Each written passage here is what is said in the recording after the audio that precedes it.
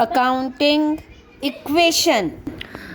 Students, इस video में हम करेंगे क्वेश्चन नंबर 6 अकाउंटिंग इक्वेशन का from NCERT. Udit started business with cash and goods. तो हमें एसेट्स में कौन कौन से कॉलम चाहिए, हम यहाँ से एस्टिमेट ले लेते हैं। कैश, गुड्स, बिल्डिंग परचेज कर रहा है तो building, goods, sold goods to Ashu, paid insurance premium, ये तो एक्सपेंस है, इसके लिए नहीं चाहिए हमें। रेंट के लिए नहीं चाहिए। डेप्रिसिएशन खर्चा है, इसके लिए अलग से नहीं चाहिए। कैश विड्रॉन ड्रॉइंग्स है। रेंट रिसीव्ड इन एडवांस, ये हमारी लाइबिलिटी है, तो लाइबिलिटी में हमें एक हेड बनाना पड़ेगा इसका। Cash paid, cash received. तो इस तरह से हमें कैश, गुड्स और बिल्डिंग एंड लाइबिलिटी साइड भी हमें एक कॉलम बनाना पड़ेगा। तो इस तरह एसेट्स में हमने कॉलम बना लिए कैश, स्टॉक, बिल्डिंग, डेटर्स का।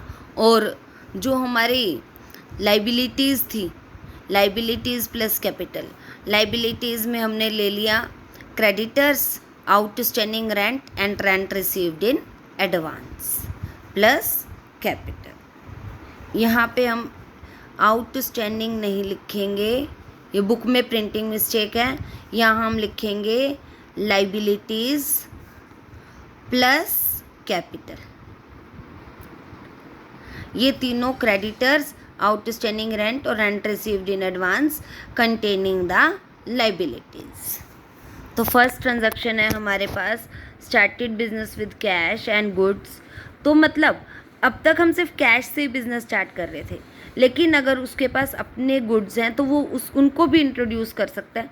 तो अब कैश हमारे पास आ गया 5 लाख, स्टॉक में 1 लाख ऐड कर दिया, तो हमारे पास total capital 5 lakh plus 1 lakh हो गई 6 lakh.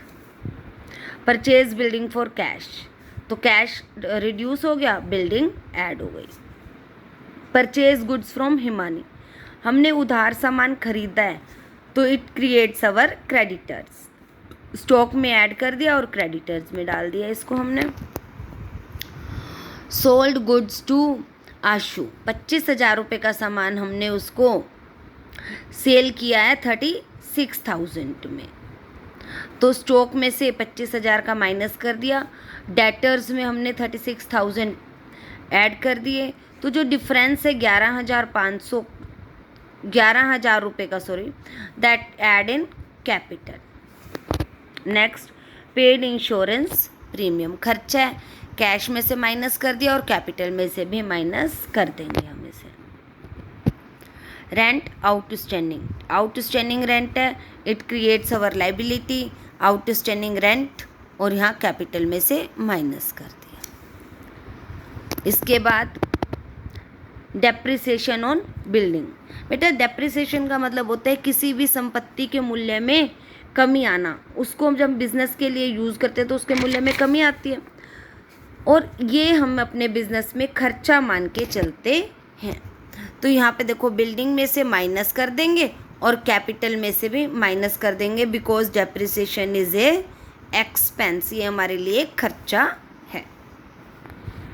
Next, cash withdrawn for personal use, personal use के लिए कैश निकाला है तो 20,000 कैश में से रिड्यूस, कैपिटल में से reduce. Rent received in advance, 5,000 यहाँ पे हमने ऐड कर दिया, और 5,000 क्योंकि रिसीव्ड इन एडवांस तो कैश तो आया है ना, but it creates our liability. ये इनकम क्यों नहीं है, ये इनकम ट्रीट होगी नेक्स्ट ईयर में, क्योंकि हमने अभी तो एडवांस में रिसीव किया, इसीलिए। Cash paid to Himani on account, Himani से हमने सामान उधार खरीदा था, देखिए ऊपर मैंने आपको बताया, पहले आपको दिया होगा ज़रूर, हमने उससे 50,000 रुपये का सामान उससे ख़रीदा था, तो अब हमने उसे पे किए हैं 20,000 रुपये, तो 20,000 रुपये कैश में से सब्ट्रैक्ट हो जाएंगे, और हिमानी यानी कि हिमानी थी हमारी क्रेडिटर, क्रेडिटर में से भी ये सब्ट्रैक्ट हो जाएंगे। इसके बाद कैश रिसीव्ड फ्रॉम आशु, आशु को हमने उधार सामान बेचा था। अब देखो फुल सेटलमेंट नहीं लिखा, तो जितना पैसा आया उतना ही उसके अकाउंट में डिपॉजिट कर देंगे, बाकी पेंडिंग रह जाएगा। 30,000 इसने हमें दे दिए, डेटर्स में से 30,000 हमने माइनस कर दिया, मतलब ये 6,000 हमें बाद में पे करेगा। और लास्ट में जो ये बैलेंसेस आए, इससे बैलेंस शीट आप खुद प्रिपेयर करोगे। Balance sheet prepare yourself.